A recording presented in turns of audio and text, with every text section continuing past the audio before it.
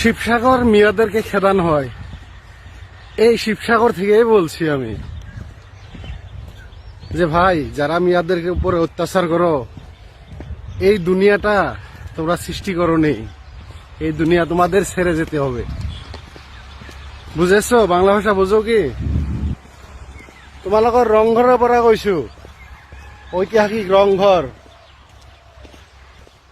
ইয়াৰ পৰা তোমালোকে এটা কথা জানি লোৱা, এই পৃথিৱী কাৰো বাবে চিৰস্থায়ী নহয়। ইয়াৰ যিজন ৰজা আছিল তেখেত কিন্তু আজি নাই, তোমালোকে এৰি যাব লাগিব। গতিকে সাধাৰণ নিৰীহ যিবিলাক মানুহ আছে, যিবিলাক কৰ্মজীৱী, শ্ৰমদান কৰি নিজৰ পৰিয়াল পোহপাল কৰে, তেওঁলোকৰ ওপৰত অত্যাচাৰ নকৰিবা।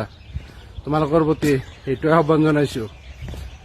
কোনেও চিৰদিন নাথাকে এই পৃথিৱীত। এই ৰংঘৰৰ মালিক যিজন ৰজা আছিল তেখেত কিন্তু আজি নাই, তোমালোকে নাথাকা, কিন্তু তোমালোকৰ কীৰ্তি, কাৰ্য, ঐতিহ্য তোমালোক ভাল কৰিলেও থাকিব, বেয়া কৰিলেও থাকিব। গতিকে